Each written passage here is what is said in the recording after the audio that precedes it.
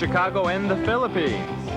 A comprehensive review of the week's special community events, featuring many exciting personalities, handled by the most professional Chicago Philippine Reports TV staff.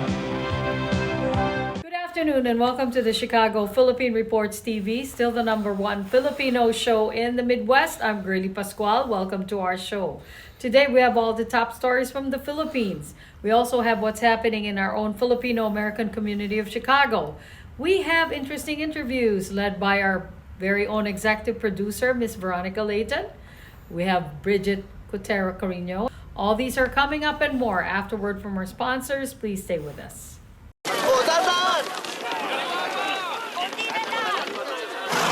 Yan! Dito na! Perfect!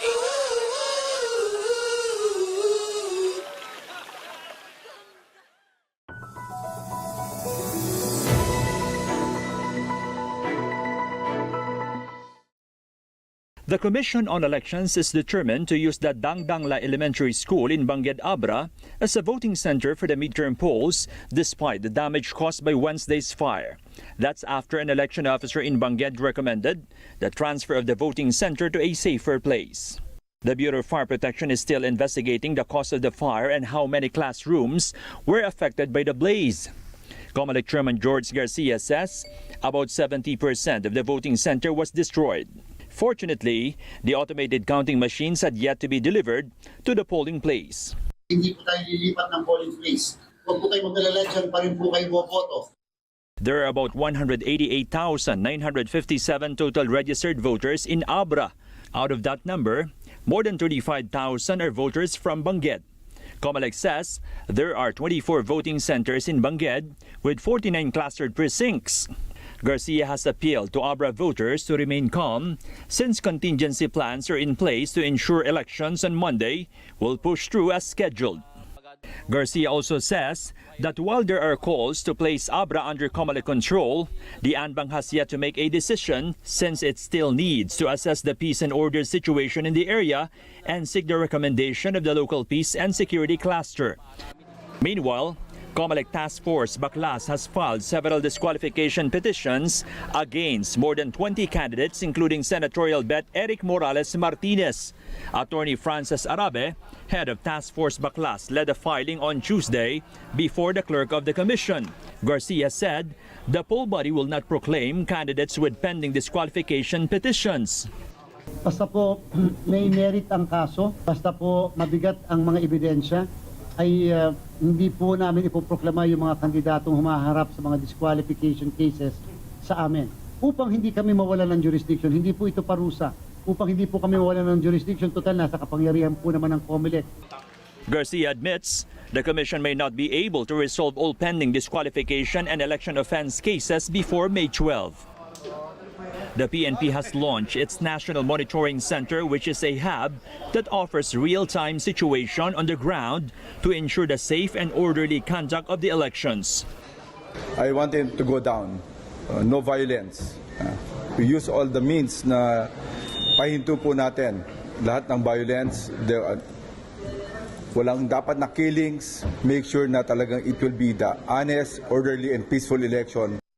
Malacanang also gave its assurance relevant government agencies are ready for the midterm polls. Kasado ang partnership ng DepEd sa COMELEC, AFP at PNP para tiyakin ang security, legal at medikal na tulong para sa mga guro sa halalan. Around 163,000 police personnel have also been deployed across the country. Malacanang gave assurances that officials of the Marcos Jr. administration who participated in the arrest and transfer of former President Rodrigo Duterte to the International Criminal Court will file their counter affidavits to the Office of the Ombudsman. In the directive of the Ombudsman on the criminal and administrative complaints filed by Senate Foreign Relations Committee Chairperson Amy Marcos, Justice Secretary Jesus Crispin Remulla, Philippine National Police Criminal Investigation and Detection Group Director Major General Nicolas Torre, PNP Chief General Romel Marbil, Interior and Local Government Secretary John Vic Remulla, and Special Envoy on Transnational Crime Marcos Lacanilao were given 10 days to file their counter-affidavits. The officials are facing complaints of arbitrary detention, usurpation of judicial functions, usurpation of authority, as well as grave misconduct and conduct prejudicial to the best interest of the service. Alam naman natin po kung ano po ang kapangyarihan ng ombudsman. Sa napakabilis pong pag-aksyon ng ombudsman sa reklamo pong ito ni Senator Amy Marcos, tayo naman po ay tutugon. But this early, the officials are insisting that their actions on March 11 were above board.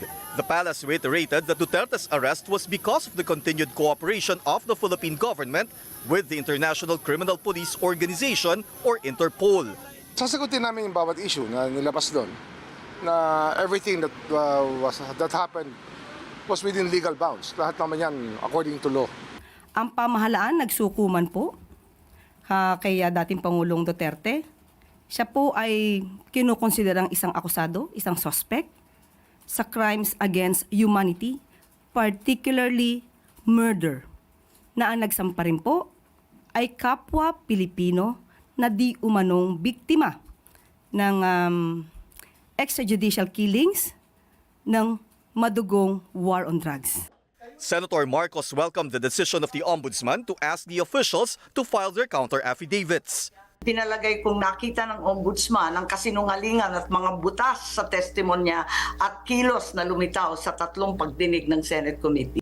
In the Netherlands, where Duterte remains in detention, the ICC pre-trial chamber denied the request of the lawyers of Duterte for the excusal or inhibition of 2 judges of the court. The Duterte camp said there is perceived bias of the 2 judges. But the court countered in its decision that the motion lacks procedural propriety. The lawyer of the victims of the war on drugs said the decision of the court only means that crimes against humanity case of Duterte will proceed to trial. Kaya ang sa amin, mukhang trial ready. Hindi na ang Office of the Prosecutor, kundi pati yung pre-trial chamber o yung mga huwes mismo. Most Asian markets are up, with China leading the way after the announcement of trade talks with the U.S. pushed up hopes for a de-escalation in the ongoing trade war. Chinese markets also encouraged by the People's Bank announcing a cut in a key reserve requirement ratio for local banks by 0.5 percentage point without saying when that would be effective. The PBOC also cut the 7-day reverse repurchase rate to 1.4% from 1.5%. Here at home, Philippine shares closed up for the day. Based on our projections, GDP growth for the first quarter might not hit 6%. It may only be at 5.4%. But assuming that we see a surprise tomorrow, that that the GDP growth would hit 6%, I believe that's something that could cheer investors. However, if it goes below 6%, I believe there's still a silver lining out of it, and that is it would give more reason for the Bangko Sentral ng Pilipinas to ease policy rates, perhaps even go more aggressive with their policy easing. In corporate stories, SM Investments bags 20.1 billion pesos in the first quarter, up 9% year-on-year, with consumer sentiment supported by falling inflation.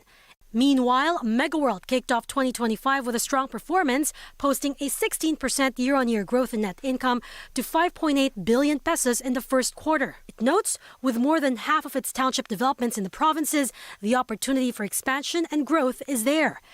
And Century Properties of the Antonio family reports net income after tax of 473 million pesos, a 16% increase, as consolidated revenues also grew 4% to 3.7 billion. It cites the completion of key residential projects, strong sales take-up, and lower borrowing costs. In other news, DNL Industries reports a 10% jump in Q1 earnings to 681 million as the Batangas plant continues to ramp up operations.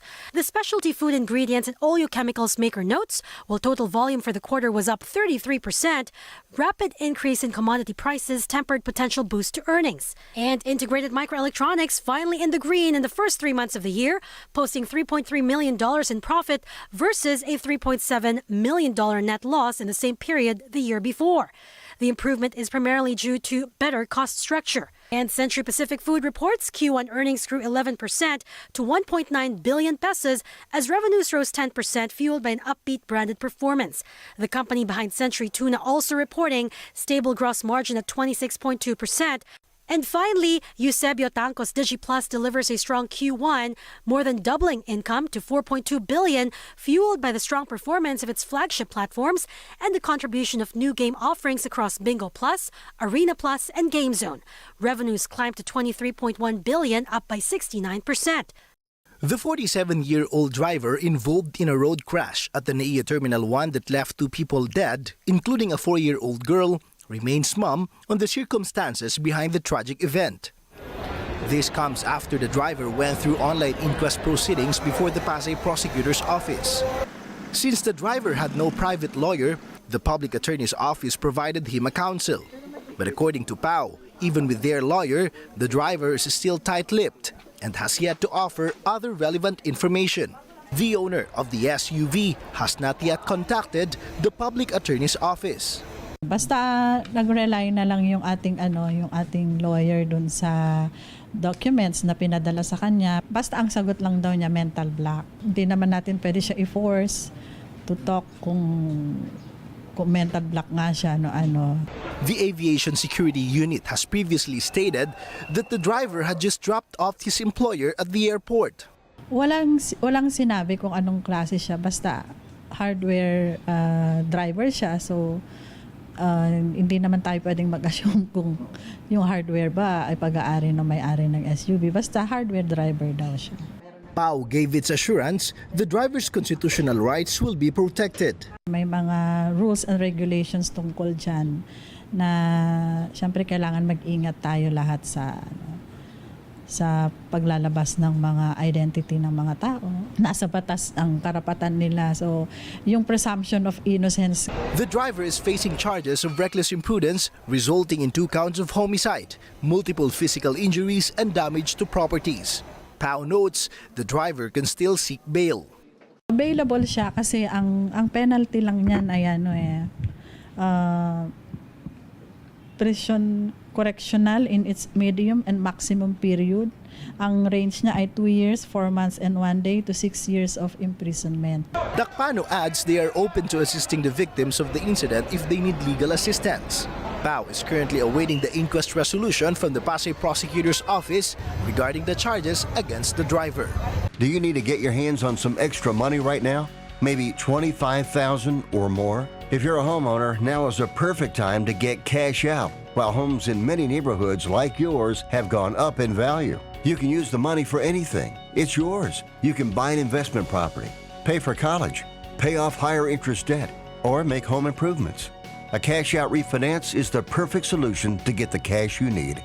If you need $25,000, $50,000, or even $100,000, now's the time. Home values are up, and so is your equity. We offer you a way to use it. No need to sell your home or use your savings. Call New American Funding now and speak to a cash out refi specialist and see how much cash out you can get. Call New American Funding at 855-332-3929. That's 855-332-3929. Call 855-332-3929.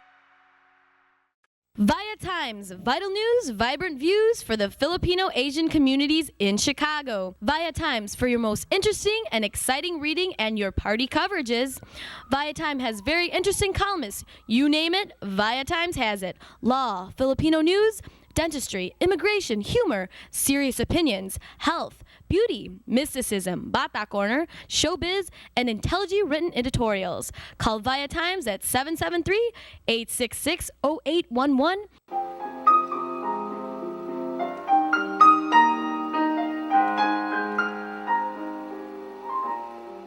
Magandang hapon po sa inyo lahat and welcome to Veronica's segment of the show. Today, I have a very interesting, very amazing and well-recognized person in his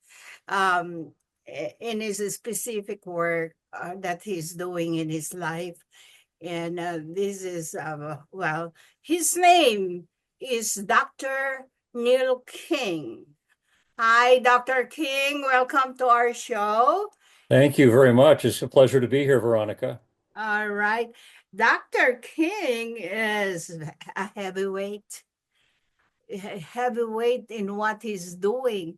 He's a psychologist, psychotherapist, and a professor of psychology, and keynote speaker, and is a college president. Believe it or not. I welcome to our show, Dr. King, and he's here in our show today because of his very interesting book that he wrote, which is entitled "Trauma." Trauma is a thief. My God, that's a very very interesting title. And okay, we're going to be listening to Dr. King today about trauma, which is a very, very interesting topic to many of us. And welcome to our show, Dr. King.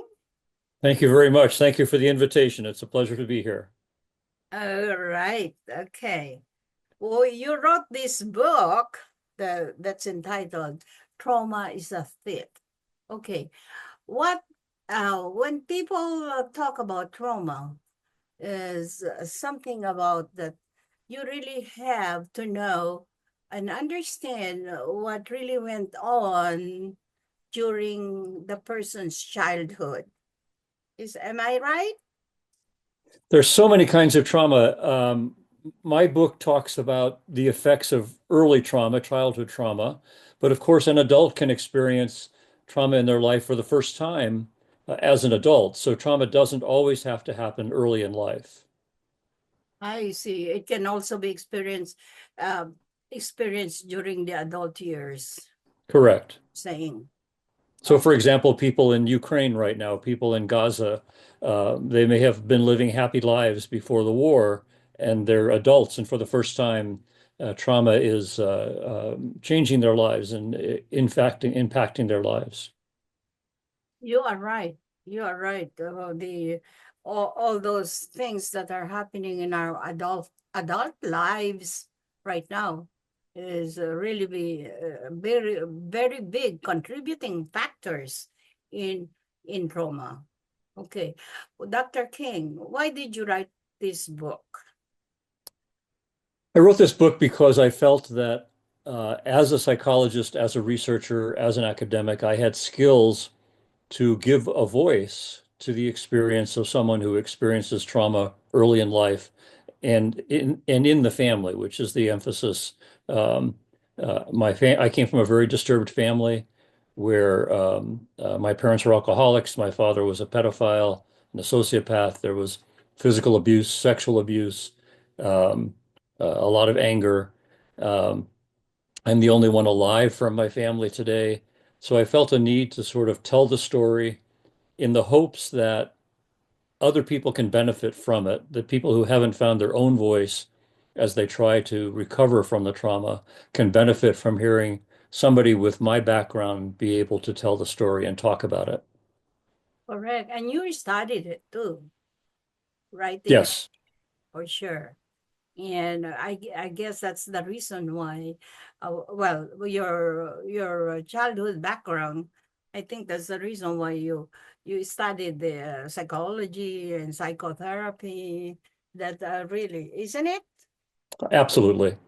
All Yeah. right, very good. So, um, you wrote this book, and you're distributing this right now. Are you selling it now, on Amazon? The book is on Amazon. Most booksellers have it online. You can find it. Yeah, for most if you do a Google search, it's very easy to find. Yeah. I see. Okay, Dr. King, in well, when people purchase your book, what really was your main purpose in writing this book? I wrote it for a few different populations. One for fellow survivors of trauma, and hoping that it can help them understand and maybe find some strategies for healing and recovering from their trauma. For loved ones of people who have survived trauma, because it's often very difficult when you live with someone or there's someone close to you who has survived trauma to understand them, because they can be depressed or anxious or withdrawn, many different symptoms. And then also for people who work with, as a therapist, as I did, or as a researcher, to hopefully give them another window into understanding the experience of the people they're working with. How can other people really understand the victims of trauma? It's not easy. If you haven't experienced trauma yourself, then it's difficult to understand from the inside what it is like to have that experience, which is, again, part of why I wrote the book. I say in the introduction, it's an uncomfortable book to write. And if I'm successful, it's an uncomfortable book to read, because I basically ask you to hold my hand and walk you through the experience of what it's like to experience the trauma, and then how it affects the person as they develop from having experienced this trauma. So um, the book hopefully is able to help people understand people in their lives. I have people in my family, people who I've known professionally and personally, who have experienced trauma. I feel I am much more able to understand and relate to them because of both my experience and my study and my own therapies than someone for whom their behaviors are mysterious. They don't understand them. And are there many people who who live happily ever after undergoing trauma in their lives? So the title of the book is Trauma is a Thief. And my belief is that the deep trauma, serious trauma, takes something from you that you never get back 100%. But with effort, with luck, with support, with love in your life, you can recover a lot. And whether that's a soldier suffering from PTSD, a woman who's been raped, a family who's been in a car accident, a tornado wipes out your home. I mean, there's so many different kinds of trauma.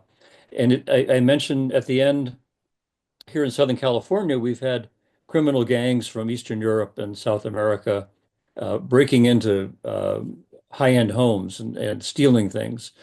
And when a family comes back and discovers that, even if the police capture the people and they get their things back and they put new security in their house, they don't feel as secure as they did before, because the trauma took something from them. It took their sense of security.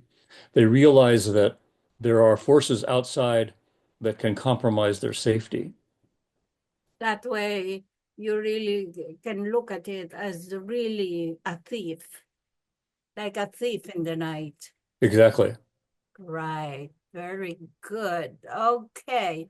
Dr. King, before we sign off, because we're really nearing the end of our conversation. Before we sign off, please give real good advice to our viewers about the book and about trauma in few words. Again, the book is it's written for everybody, for the public. I didn't write it as a researcher. It's not full of research. It's not overly academic. I tried to make it so that anybody who finds the topic interesting can pick it up and read it and learn something and gain something. And then trauma is really ubiquitous. There's so many kinds of trauma in so many people's lives that my own feeling is that we all benefit the more understanding there is of trauma. So that, for example, someone who may have been angry or who has an addiction or who has very serious mood swings, they may be very difficult to understand. But once you understand that the root of that behavior is some kind of trauma in their life, it's possible to be more compassionate, and it's possible to meet them more in the moment that they live in once you have that understanding. So that's my hope in having written the book. Great, terrific. Is this the first book that you wrote so far regarding trauma, or as a psychologist or psychiatrist? It's the first book regarding trauma. 30 years ago, I edited a collection of um, male survivors of childhood sexual abuse, men who had been sexually abused as children. And that is a kind of trauma. But over the 30 years that went past, I realized that that was only a part of the story. And I tried to broaden this book to be more inclusive about the context within which that kind of trauma takes place. I've also written different, and I reference some of them in my book chapters and other people's books talking about various aspects of trauma. All right, great. Terrific, Dr. Neil. And well, okay, I really congratulate you for writing this book, which is really very enlightening for many people out there who have suffered trauma or will be suffering trauma in the future. And also, do you think this book is going to be a part of the book curriculum in yeah, I mean, the book for the psychology and psychotherapy in any school? Of course, I can't control that. I believe if I had had such a book when I was studying at Berkeley, it would have been very helpful to me. If I had had such a book to assign when I was teaching at the graduate level and helping to train therapists, I think it would have been helpful to them to understand and maybe enrich and deepen their work with their clients. So I know that it's going into some libraries. I haven't had anybody yet say to me, I'm teaching a class, I'm going to use that book, but I hope that happens. Great. All right. Dr. Neil King, the author of Trauma is a Thief. Okay. Oh, thank you. I thank you very much for gracing our show today. And I wish you good luck for the sale and outreach of your book all over America. And even Thank you very much, Veronica. Again, I appreciate the invitation and I appreciate your time. Thank you. all right. Maraming salamat. Maraming salamat is thank you in our language, Tagalog, Filipino. All right. Okay. And bye now, Dr. Neil. Bye-bye. Bye.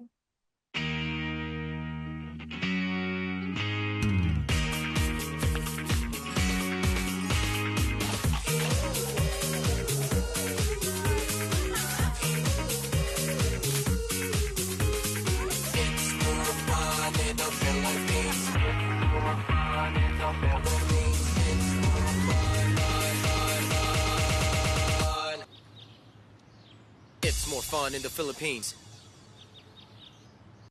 Magandang hapon po sa inyo lahat and welcome to Veronica's segment of the show. Today, I have a very interesting and very popular, respected and renowned individual in our community. This woman is really very interesting, and she has been doing a lot of work in humanitarian contributions through medical mission. Her name is Miss Nora Chai. Do you know her?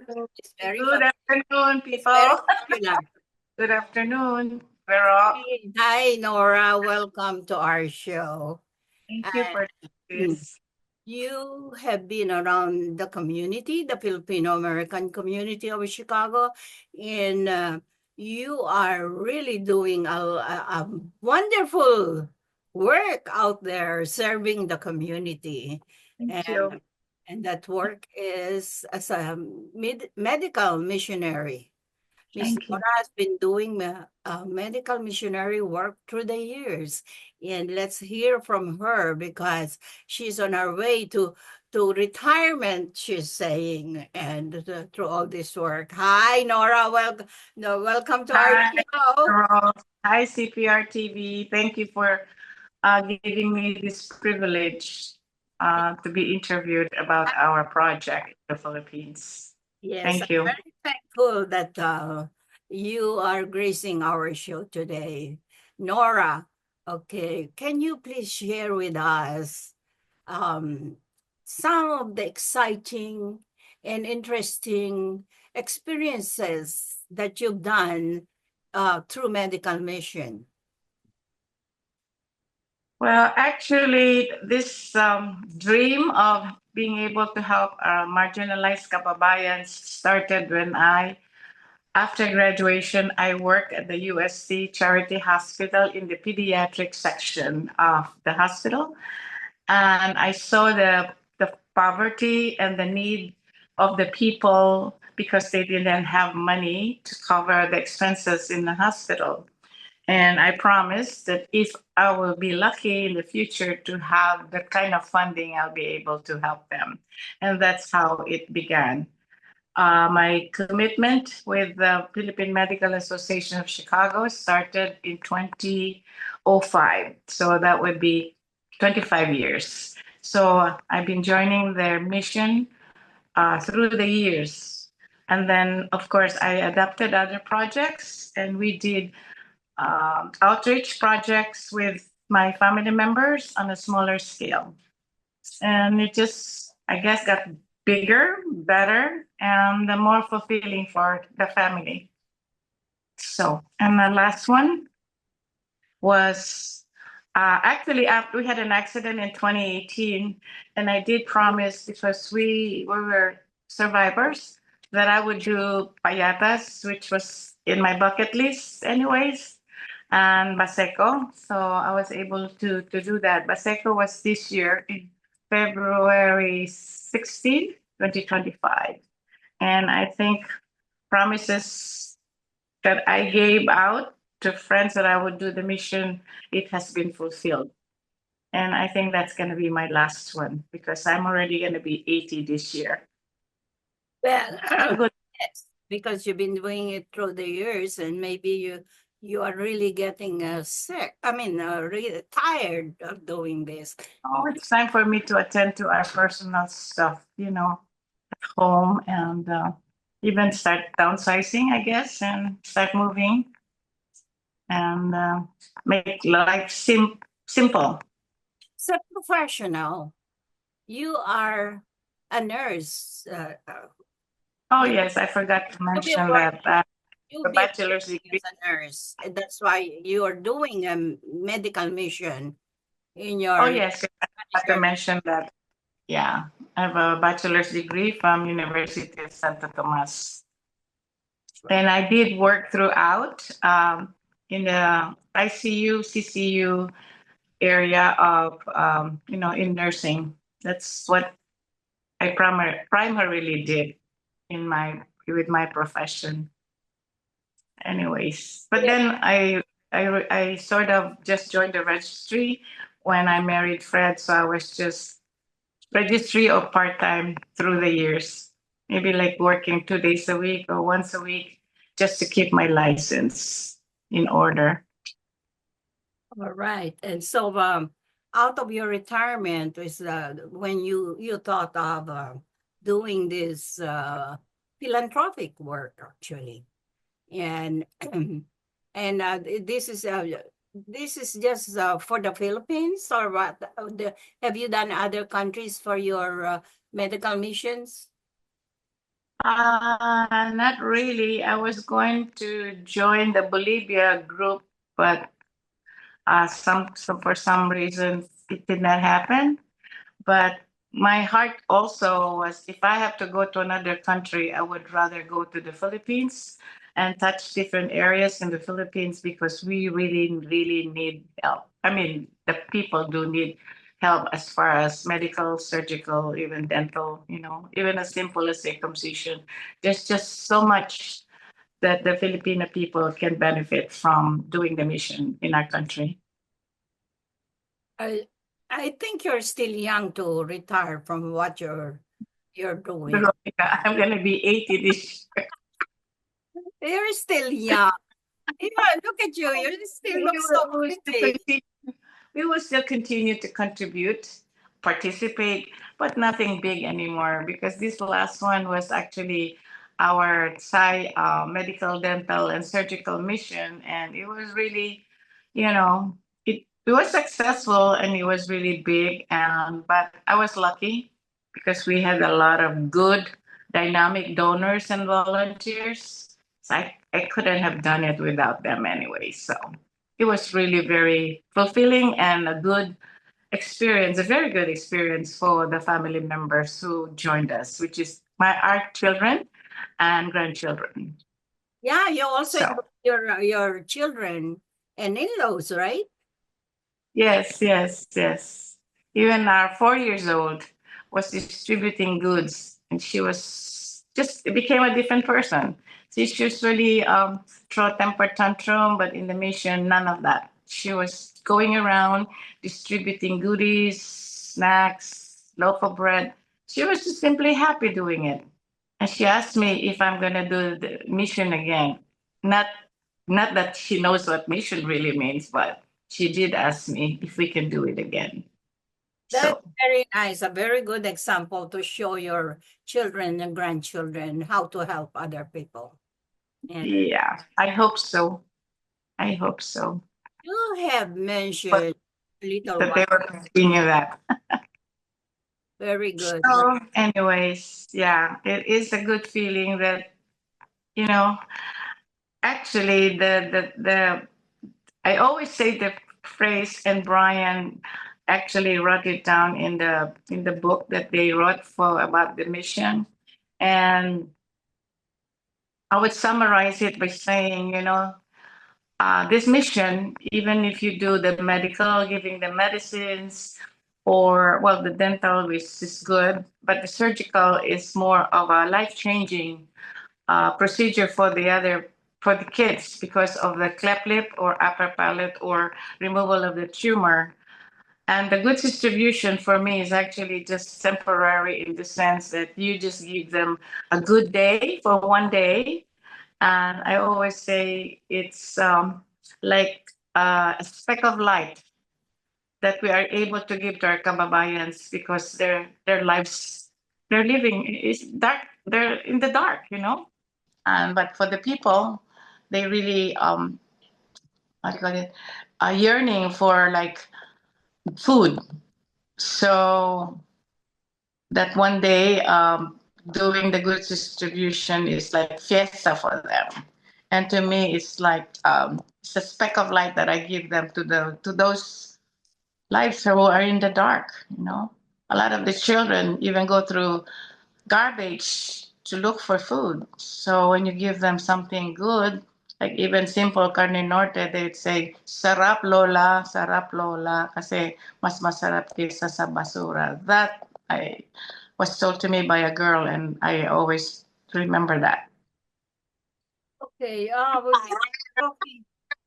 You were talking earlier about these places that you went to, the Baseco and the Payatas.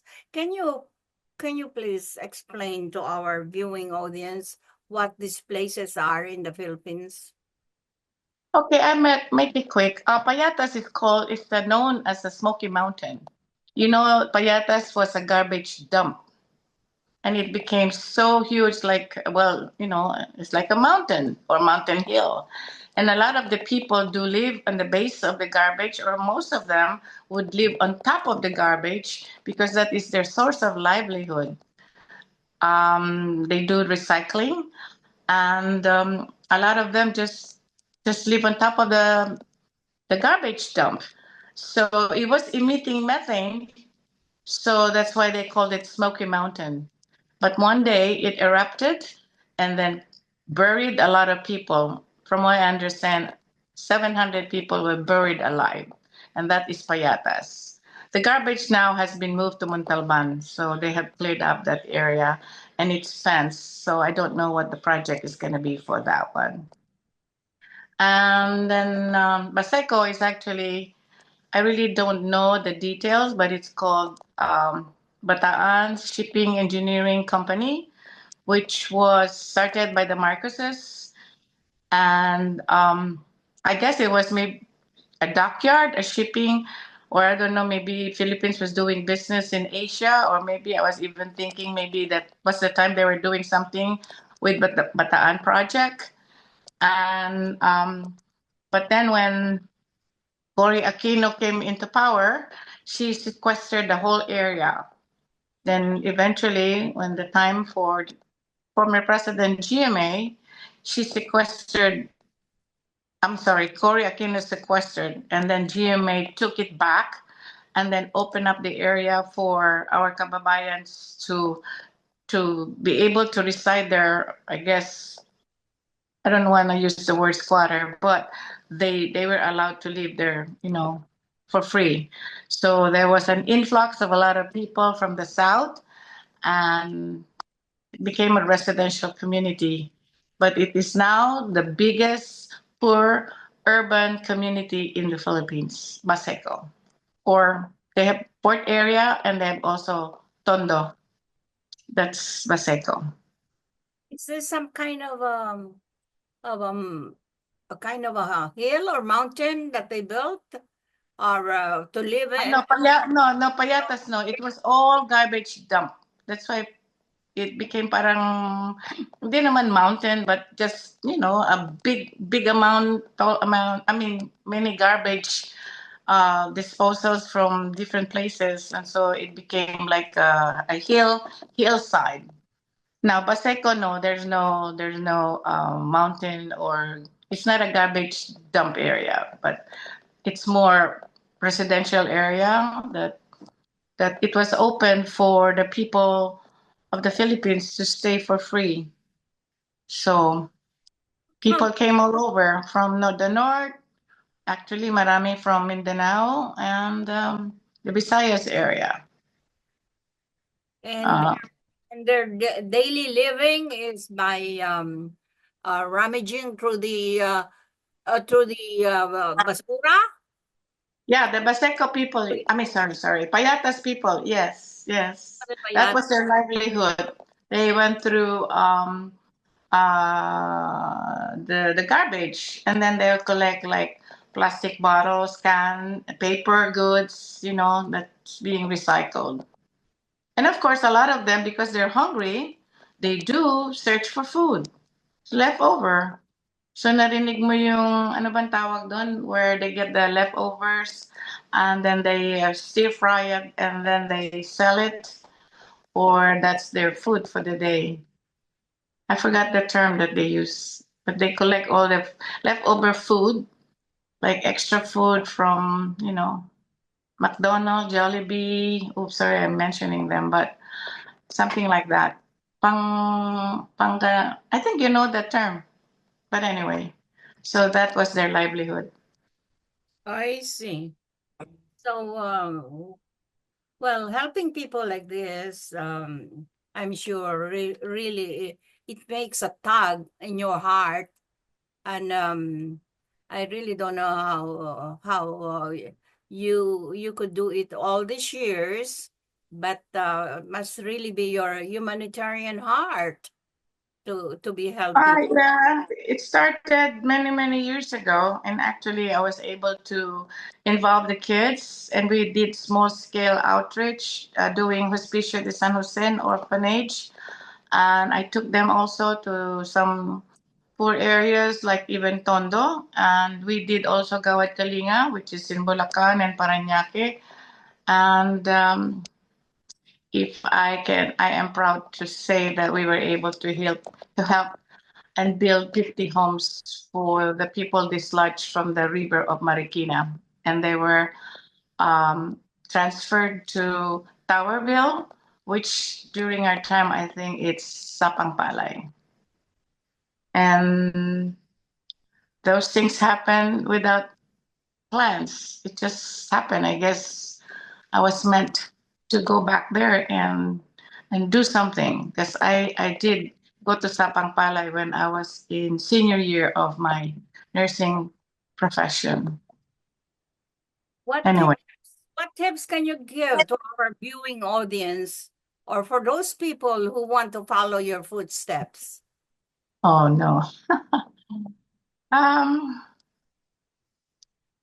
Many times I also say, what am I doing here? You know, when you do this charity work in the Philippines, it's like I've asked myself too, what is the government doing about this? You know, but if you really look around, even the United States, we do encounter homeless people. So putting that aside, I just thought I will just do the best I can to be able to make a difference in someone's life. Never mind about politics, government, or whoever. That is my personal agenda with Fred and my family. And because it is a satisfying experience, it just so meaningful. You know, I can't explain it to you, but to see a smile of a kid who was eating like the small amount of pancit we gave him, it's so hard to describe. Indescribable feeling. Happy. I'm really happy. Actually, that's why for many years I really don't talk about our charity project with for the most part with the other people. Well, I just want to do it as I call that, diba, we have purpose in our lives, you know. And when we had an accident, I think something was telling me that I have to give back more because we survived and we are alive. So. all right, very good. Dora, I know you're Yes, very. ma'am.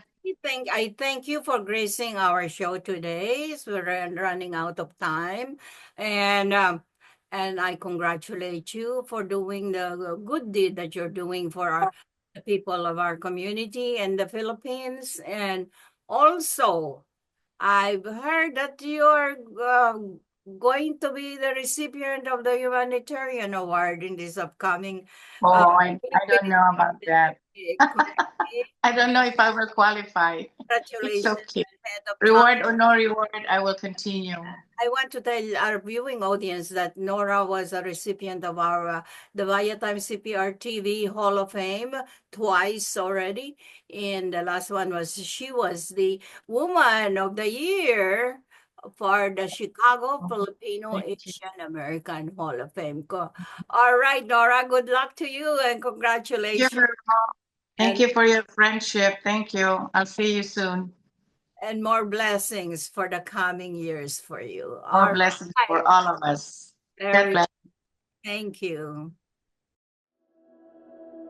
This is a prayer and a reminder. All we have is now. Anak, umuwi ka na.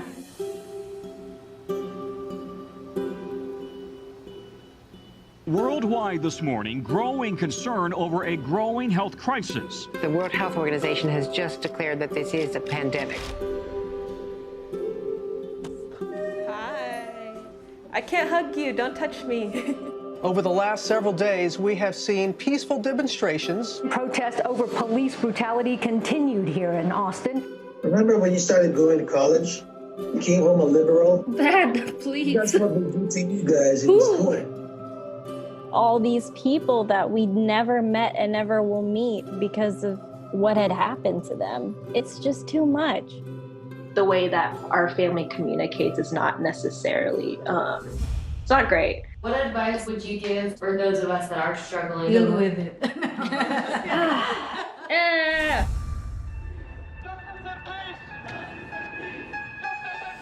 I think the norm for our communities has been to just stay silent and like keep to your own business. I could definitely be doing more than I'm doing right now, and I know that others can as well. What if someone is called from God to be an activist? I can answer the question. Shouting revolution, oh wow, breaking each tradition. You don't believe in the Black Lives Matter movement? An advocacy group reporting at least 3,800 anti-Asian hate incidents since last March. I'm kind of conflicted. I'm like, maybe I should move home and be here with them. I hope that this moment makes you take a step forward and a step together in the right direction.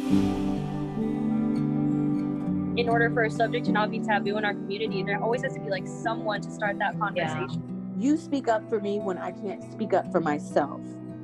And I've seen you do that for other people. I see a lot of people who just kind of cut off friends and family, and I don't think I can do that. I love my parents. This is a symbol of our voices. If you look at your neighbors around you, you will see who stands with you, who stands for you. At least I know that you can stand up. That's the thing I'm so happy about.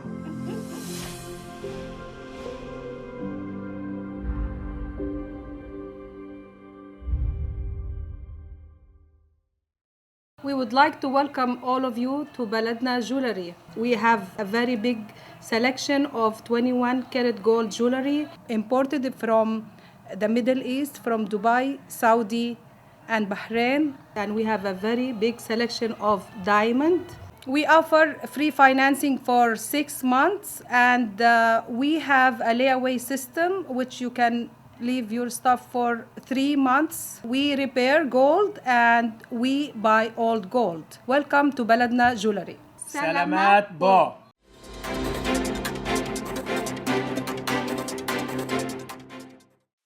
Good afternoon. This is Bridget Carino Quetter bringing you this week's local news from our community. Secretary Jean Ulias will unveil the office's new Springfield Flagship Center, a state-of-the-art DMV featuring Secretary of State services that have never been offered at a traditional Illinois DMV location. The Springfield Flagship Center highlights the office's modernization initiatives with cross-trained employees providing drivers and vehicle services from a single counter designed to reduce wait times and get customers out the door faster. The facility also includes a fast lane kiosk and services from the office's business, index, personnel, and administrative hearings departments all under one roof. At 42,000 square feet, the flagship center is double the size of the former DMV facilities in Springfield combined and more accessible to customers. Treasurer Papas will celebrate Asian American Heritage Month by recognizing the Asian American Coalition of Chicago and presenting all 30 board members with certificates of excellence on May 7, 2025, at Cook County Treasurer's Office. The more than 300,000 Asian Americans in Cook County tremendously enrich the fabric of the place we call home. From their numerous business corridors, thriving educational and religious institutions, and countless restaurants, the AAPI community has done nothing but add to the city that works, said Papas. And the Asian American Coalition of Chicago has been one of the main engines driving that cultural and economic growth. The Illinois Department of Insurance kicks off its third annual consumer education campaign highlighting mental health parity during Mental Health Awareness Month. The department continues to raise awareness about mental health parity laws, which require that insurance coverage for mental health and substance use disorders is no more restrictive than coverage for physical health conditions. The 2025 campaign consists of radio, digital, and social media ads running in local markets including Chicago, Springfield, Rockford, and Peoria, along with billboards and transit station signs. The animated character named Yarny is featured again this year as the department's mental health parity ambassador to connect with insurance consumers.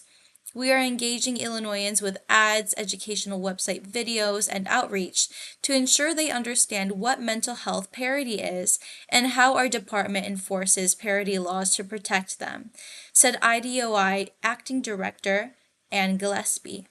Nearly $2 billion in property taxes shifted onto homeowners from businesses over just 3 years, with a disproportionate share of the added burden falling on lower-income Black and Latino homeowners, a first-of-its-kind analysis by the Treasurer's Office found.